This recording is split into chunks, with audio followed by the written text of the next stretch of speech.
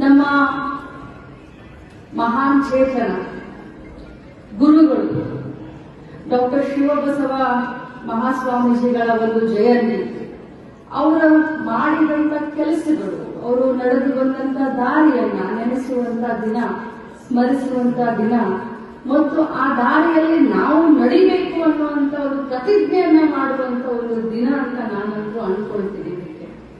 ಯಾಕಂತಂದ್ರೆ ಬಹಳಷ್ಟು ಮಠಮಾನ್ಯಗಳನ್ನ, ಮಠಾಧೀಶರನ್ನ ಬಹಳಷ್ಟು ಹತ್ತಿರದಿಂದ ನೋಡಿದ್ದೇನೆ.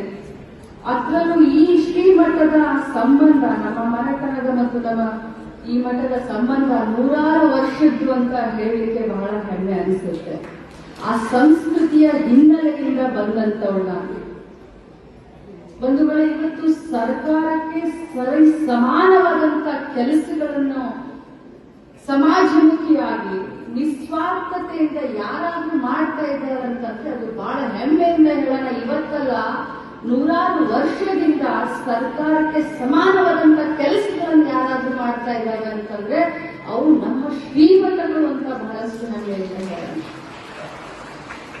ಇವತ್ತು ಅಕ್ಷರ ದಾಸೋಹ ಇರಬಹುದು, ಅನ್ನ ದಾಸೋಹ ಇರಬಹುದು, ಆರೋಗ್ಯ ದಾಸೋಹ ಇರಬಹುದು.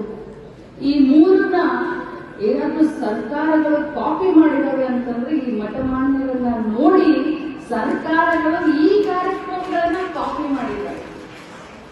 ನಾವು ಬಹಳ ಹೆಮ್ಮೆಯಿಂದ ಹೇಳ್ತೀವಿ, ನಾವು ಮಧ್ಯಾಹ್ನದ ಬಿಸಿ ಊಟ ಅಂತ ನಾವು ಹೇಳ್ತಿರ್ತೀವಿ. ನಾವು ಕಾಂಗ್ರೆಸ್ನವ್ರು ಯಾವತ್ತಿಗೂ ಹೇಳ್ತಿರ್ತೀವಿ, ಆದ್ರೆ ಬಹಳ ಹೆಮ್ಮೆಯಿಂದ ಹೇಳ್ತೇನೆ.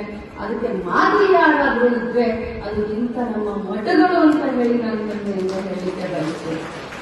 ಅವತ್ತಿನ ಕಾಲದಲ್ಲಿ ನಾನು ಕೇಳಿದೆ, ಸಣ್ಣಪ್ಪರ್ ಕೇಳಿದೆ, ನಮ್ಮ ಪೂಜ್ಯರು ಶಿವಬಸವ ಸ್ವಾಮೀಜಿಗಳು ದೈವಾಧೀನ ಆದ ಅಂತ ಸಂದರ್ಭದಲ್ಲಿ ಅವ್ರ ವಯಸ್ಸು ಎಷ್ಟಿತ್ತು ಅಂತ ಕೇಳಿದಾಗ 105 ಅಂತ ಹೇಳಿದೆ.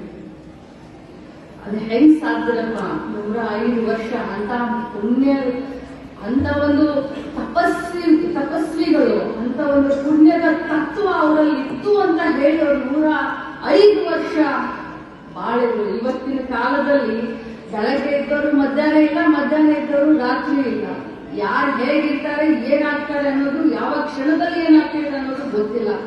ಆದ್ರೆ ಅವರು ಹಾಕಿಕೊಟ್ಟಂತ ಕೆಲವೊಂದು ವಿಚಾರಗಳನ್ನ ರೊಟ್ಟಿಯವರು ಬಹಳ ಚೆನ್ನಾಗಿ ಹೇಳಿದ್ರು. ಅದರಲ್ಲೂ ನಮ್ಮ ಕರ್ನಾಟಕ ಏಕೀಕರಣ ಮಾಡುವಂತ ಸಂದರ್ಭದಲ್ಲಿ ಅವರು ತೆಗೆದುಕೊಂಡಂತ ದಿಟ್ಟವಾದ ನಿರ್ಧಾರಗಳು ಇವತ್ತು ಕರ್ನಾಟಕ ಏಕೀಕರಣಕ್ಕೆ ಅವರ ಕೊಡುಗೆ ಬಹಳಷ್ಟು ಇದೆ ಅಂತ ಹೇಳಿ ನಮಗೆ ಗೊತ್ತಾಗುತ್ತೆ. ಅದರ ಜೊತೆಯಲ್ಲಿ ಇನ್ನೊಂದು ಮಾತನ್ನ ಹೇಳಿದ್ರು, ಸ್ವತಂತ್ರ ಹೋರಾಟದ ಸಂದರ್ಭದಲ್ಲಿ ಹೋರಾಟಗಾರರಿಗೆ ಸ್ಫೂರ್ತಿಯನ್ನ ತುಂಬುವಂತ ಕೆಲಸ, ಅವರನ್ನ ಕರೆದು ಅನ್ನ ಪ್ರಸಾದವನ್ನ ಮಾಡಿಸುವುದರ ಜೊತೆಗೆ ದೇಶ ಭಕ್ತಿಯನ್ನು ಮೆರೆದು ಅನ್ನುವಂತ ಮಾತನ್ನು ಕೂಡ ಹೇಳಿದ್ರು. ಬಂಧುಗಳೇ, ಬಹಳಷ್ಟು ಮಾತನಾಡೋದ್ರಲ್ಲಿ ಅರ್ಥ ಇಲ್ಲ. ಆದ್ರೆ 12ನೇ ಶತಮಾನದಿಂದ ಹಿಡ್ಕೊಂಡು 21ನೇ ಶತಮಾನದವರೆಗೆ ನಾನು ಬಹಳ ಹೆಮ್ಮೆಯಿಂದ ಹೇಳ್ತೀನಿ, ನಾನು ಈ ಸಮಾಜದ ಮಗಳು ಅಂತ ಬಹಳ ಹೆಮ್ಮೆಯಿಂದ ಹೇಳ್ತೀನಿ. ಈ ಸಮಾಜದಲ್ಲಿ ಅಂಕು ಡೊಂಕನ್ನ ತಿದ್ದಲಿಕ್ಕೇನೆ ಹುಟ್ಟಿದಂತ ಈ ಒಂದು ಸಮಾಜ ಇವತ್ತು ಯಾವ ಮಟ್ಟಕ್ಕೆ ಸಾಕ್ತಾ ಇದೆ, ಯಾವ ದಿಕ್ಕಿನಲ್ಲಿ ಸಾಕ್ತಾ ಇದೆ ಅನ್ನೋದನ್ನ ಸ್ವಲ್ಪ ಚಿಂತನೆ ಮಾಡಬೇಕು. ನಾನು ಬಹಳ ಚಿಕ್ಕವರು, ಮೊನ್ನೆ ಬೆಂಗಳೂರಿನಲ್ಲಿ 100 ಜನ ಸ್ವಾಮೀಜಿಗಳು ಸೇರ್ಕೊಂಡು ಒಂದು ಕಾರ್ಯಕ್ರಮವನ್ನ ಮಾಡಿದ್ರು. ಅರ್ಥಪೂರ್ಣವಾದಂತ ಕಾರ್ಯಕ್ರಮ. ಆ ಕಾರ್ಯಕ್ರಮಕ್ಕೆ ಇನ್ನೊಬ್ರು ಸ್ವಾಮೀಜಿಗಳು ಕಮೆಂಟ್ ಮಾಡ್ತಾರೆ, ಯಾವ ದಿಕ್ಕಿನಲ್ಲಿ ಸಾಕ್ತಾ ಇದ್ದೀವಿ, ನಮ್ಮ ವಿಷನ್ ಏನು, ಸಮಾಜದ ಅಂಕು ಡೊಂಕನ್ನ ತಿದ್ದೋದನ್ನ ಬಿಟ್ರೆ ಜಾತ್ಯತೀತ ನಿಲುವಿನ ಮೇಲೆ ನಾವೆಲ್ಲರೂ ನಿಂತ್ಕೊಳ್ಳಬೇಕು, ಜಾತ್ಯತೀತ ನಿಲುವನ್ನು ನಾವು ಮುಂದೆ ತೆಗೆದುಕೊಂಡು ಹೋಗಬೇಕು, ಧರ್ಮದಿಂದ ಜೀವನವನ್ನು ನಡೆಸಿಕೊಳ್ಬೇಕನ್ನುವಂತ ಒಂದೇ ಒಂದು ಆಸೆಯಿಂದ ಇವತ್ತು ಸಿದ್ಧಗಂಗಾ ಮಠದಲ್ಲಿರ್ಬೋದು, ಸುತ್ತೂರು ಮಠದಲ್ಲಿರಬಹುದು, ನಾಗನೂರು ಮಠದಲ್ಲಿರಬಹುದು, ನಮ್ಮ ಧಾರವಾಡ ಮುರುಗೇಂದ್ರ ಮಠದಲ್ಲಿರ್ಬೋದು, ಮುರುಘಾ ಮಠದಲ್ಲಿರಬಹುದು, ನಾವೇನು ಆಧ್ಯಾತ್ಮಿಕ ಗುಣಗಳನ್ನ, ಚಿಂತನೆಗಳನ್ನ, ಸಮಾಜಮುಖವಾದಂತ ವಿಚಾರಗಳನ್ನ ತಿಳಿಸ್ತೇವೆ ಹೊರತು ನಾವು ಬೇರೆಯವರನ್ನ ತಿದ್ದುಕೊಂಡು ಇವತ್ತು ಯಾವ ಪರಿಸ್ಥಿತಿ ಆಗಿದೆ ಅಂತಂದ್ರೆ ಬೇರೆ ಸಮಾಜದವರು ನಮ್ಮ ಮೇಲೆ ಸವಾರಿ ಮಾಡುವಷ್ಟು ಬೆಳೆದಿದ್ದಾರೆ. ಇದನ್ನ ನಾವು ಬಹಳಷ್ಟು ಸೂಕ್ಷ್ಮದಿಂದ ನಾವು ಅರ್ಥ ಮಾಡ್ಕೊಳ್ಬೇಕು. ಇವತ್ತು ಬಸವಣ್ಣನವರು ಅನ್ಯ ಸಮಾಜದವರನ್ನ ಎಲ್ಲರನ್ನೂ ಸೇರಿಸ್ಬಿಟ್ಟು ಅವ್ರಿಗೆ ಬೇರೆ ಅನ್ನಬೇಡ ಅವ್ರನ್ನ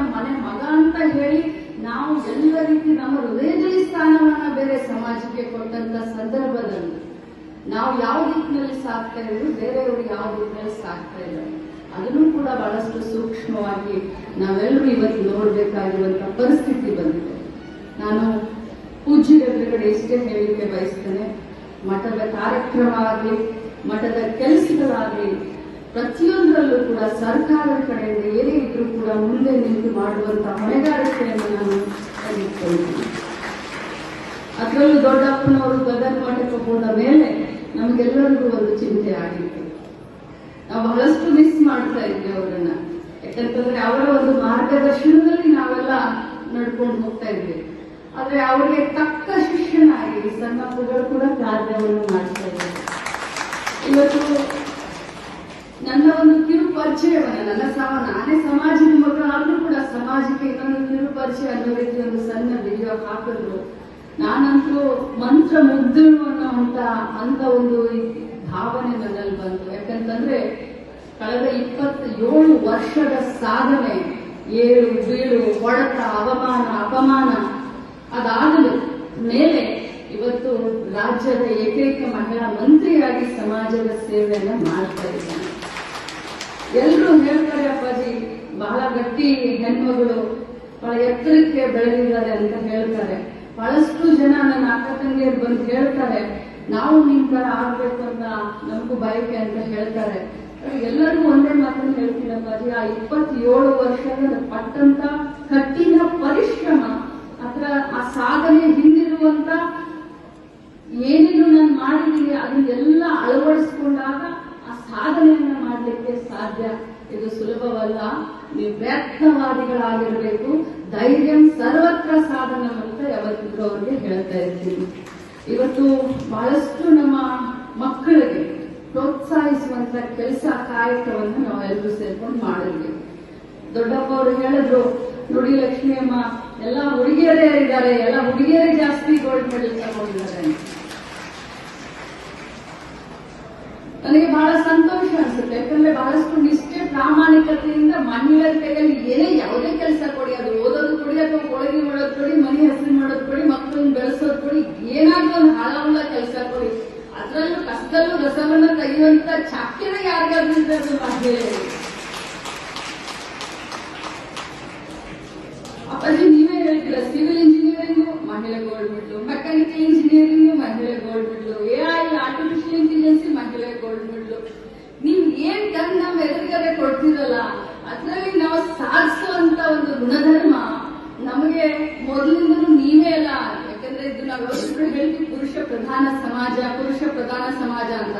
ನಾವು 5 ವರ್ಷದಿಂದ ತಡ್ಕೊಂಡು ಈಗ ನಮ್ಮ ಬನ್ನ ನಾವು ತೋರಿಸ್ತಾ ಇದ್ದೀವಿ, ನಾವು ಯಾವ ರೀತಿ ಸಾಧನೆಯನ್ನ ಮಾಡುವುದು. ಆದ್ರೆ ಈ ಸಾಧನೆಗೆ ಪ್ರೇರಣೆ ಕೂಡ ನೀವೆಲ್ಲರೂ ಅಂತ ಹೇಳಲಿಕ್ಕೆ ನಾನು ಮರೆಯೋದಿಲ್ಲ. ಇವತ್ತು ಅಣ್ಣನಾಗಿ, ತಂದೆಯಾಗಿ, ತಮ್ಮನಾಗಿ ಮಹಿಳೆಯನ್ನ ಮುಂದೆ ಸಾಗಿಸ್ಲಿಕ್ಕೆ ತಾವೆಲ್ಲರೂ ಶ್ರಮಿಸ್ತಾ ಇದ್ರ. ಮುಂಚೆ ಒಂದು ಕಾಲ ಇತ್ತು, ಆ ಕಾಲದಲ್ಲಿ 18 ವರ್ಷ ಯಾವಾಗ ಆಗ್ತಾವೋ, ಯಾವಾಗ ನಾವು ಮದುವೆ ಮಾಡಿಕೊಡೋಣ ಅಂತ ಹೇಳಿ ಅನ್ನುವಂತ ಕಾಲ ಬಂದಿತ್ತು. ಆದ್ರೆ ಇವತ್ತು ಹೆಣ್ಣು ಗಂಡು ಅನ್ನುವಂತ ಭೇದ ಭಾವನೆಯನ್ನ ಹೊಡೆದು ಹಾಕಿ ಮಗನಿಗೆ ಕೊಟ್ಟಷ್ಟೇ ಒಂದು ಪ್ರಾಮುಖ್ಯತೆಯನ್ನ ಮಗಳಿಗೂ ಕೂಡ ತಾವು ಕೊಟ್ಟು